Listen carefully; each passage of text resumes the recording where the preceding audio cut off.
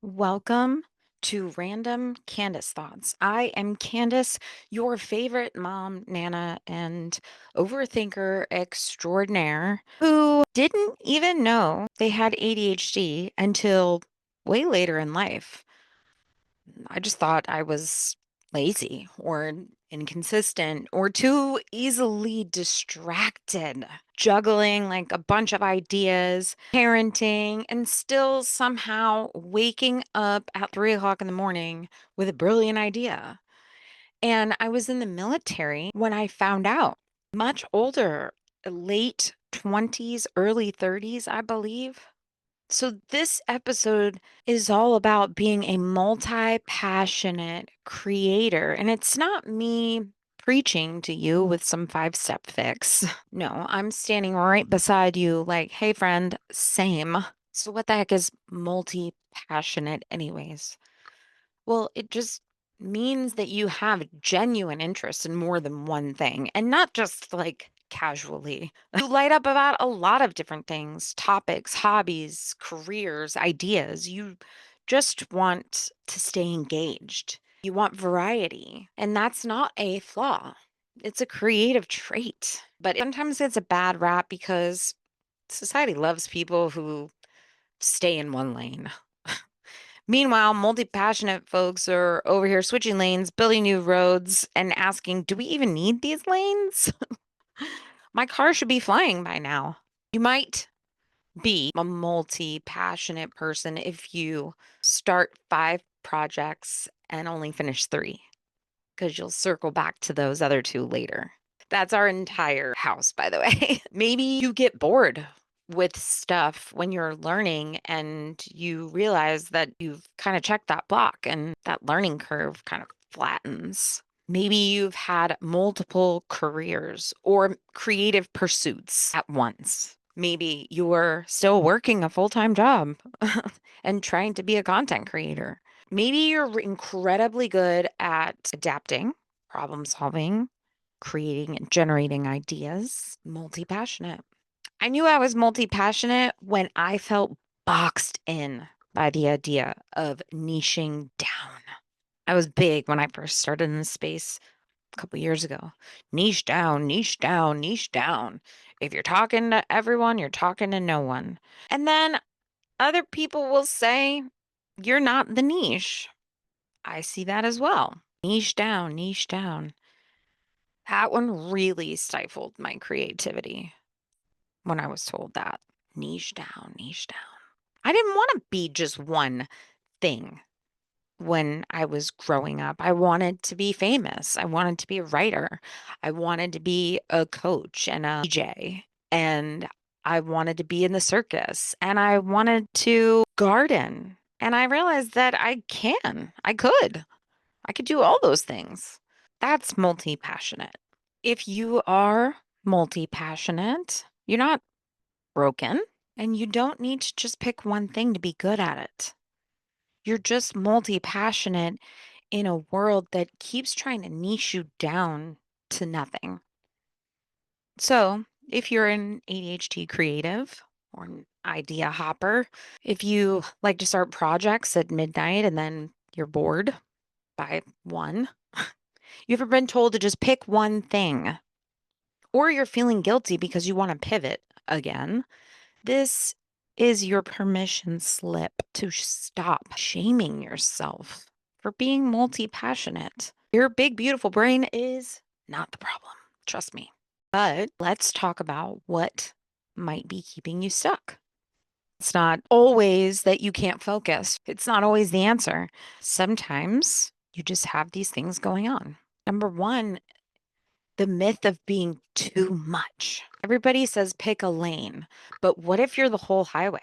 What if you are proud of the person that you are and you want to share that information with people around you? I did a whole podcast episode about being too much. Hell, I've built an entire business around being too much. My podcast is called Random Candace Thoughts. Why not? Too many ideas is not a character flaw. You're just creative, and sometimes it's on overdrive. The second thing is you're overwhelmed by choice and the shame of not making a choice fast enough or not finishing things fast enough because you didn't meet your goal. Shame and expectation. Number three, people say that when you're multi passionate, you're unfocused. But see, you do have focus, you just focus differently. You focus on seasons, inspiration, obsessions. Linear paths are so overrated, anyways, right? Why not choose your path and learn and grow from it? And sometimes you might have to take a side road and a few missteps, but as long as you learn and you grow from it, that doesn't make you unfocused. It doesn't make you lazy. Curiosity can be your internal compass guiding you. Strategy. Thinking you've got to have this 10-year plan or this 30-day content calendar before you can even get started. You don't need that. You just need space to explore. You need space to test, and you need space to pause and return if you need to. The goal isn't to do less here, it's just to give more to what lights you up. Even if that changes at some point, you're still taking that information and you're learning and you're growing and you're giving back with what you've already learned. You're confused. Number five, last one.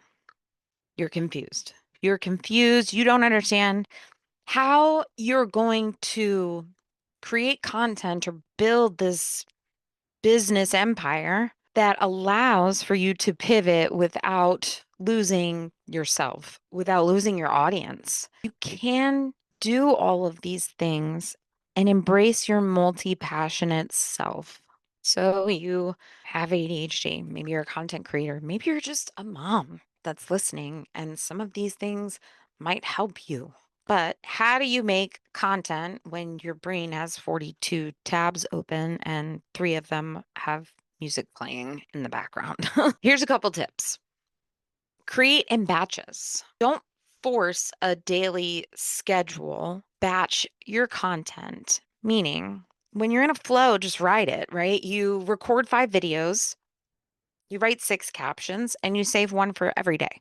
Think capturing when you're creative, and then you have them ready for when you're not. I try to do that a lot in the mornings when I have a big gap of time before everybody wakes up and I can really get my ideas flowing without any interruptions, right?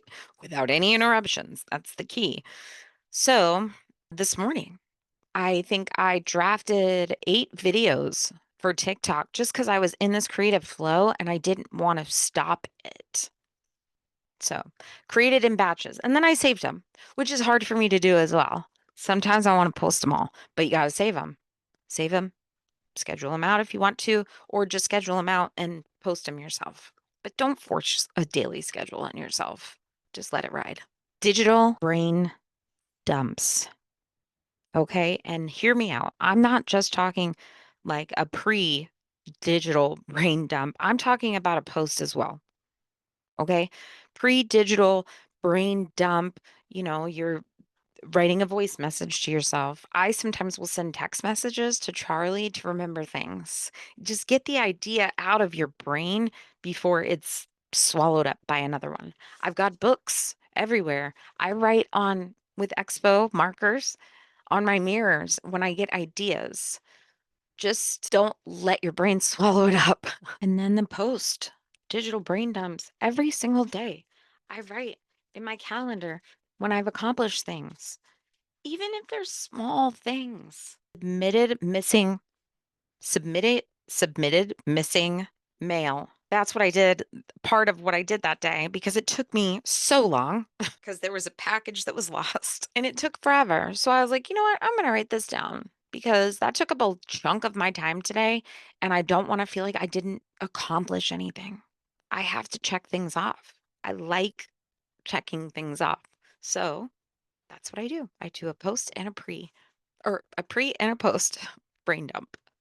So make your process part of your content. Talk about the mess. Share the thought of pivoting. People relate to humans.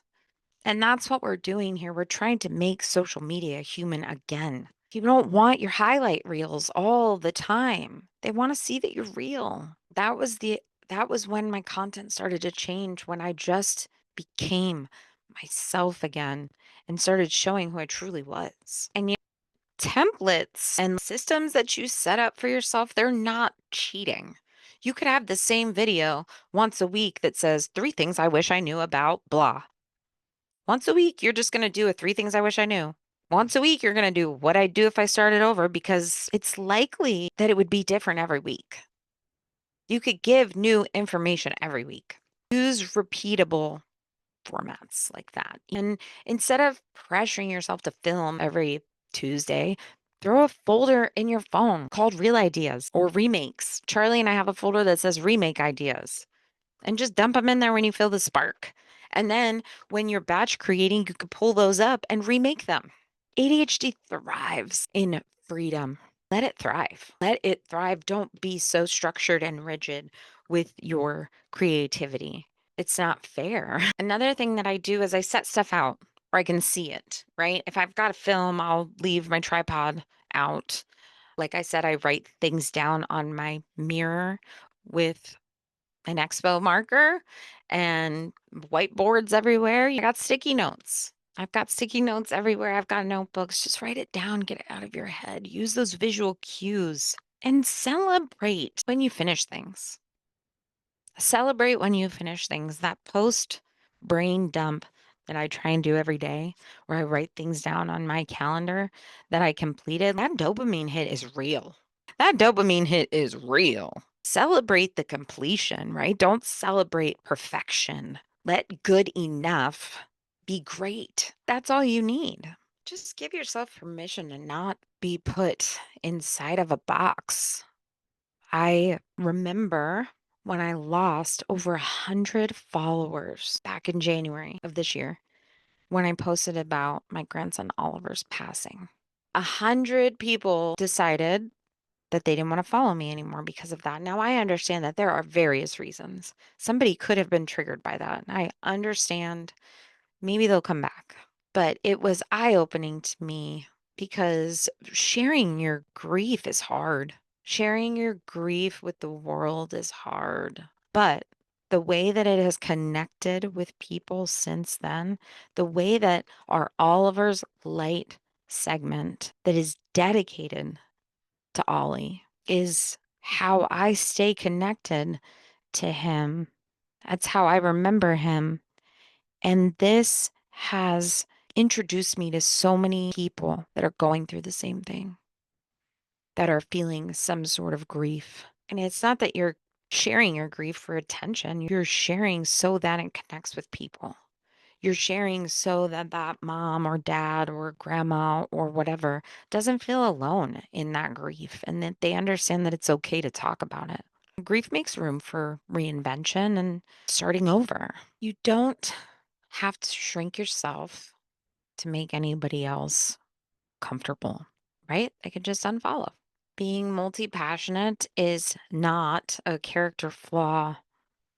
It's like a fire down within your soul. You just want to do and see all these things. Jack of all trades, master of none. So you stop waiting for the world to give you permission. You try the thing, you change your mind, and you pivot again if you need to. You're building a life that fits you, and that's okay. It doesn't mean you're behind. It fits for you, and I'm cheering you on. I love the chaotic brain and the crazy, brilliant ideas. I'm here for it. I'd love to hear them. If you drop them in the comments, I would love to hear them and make sure that you share this episode with your bestie that's got the ADHD brain like you. Because there's some good tips in here. All of them I use. Thank you for listening to today's episode of Random Candace Thoughts. And I hope you'll come back again next week. See you then.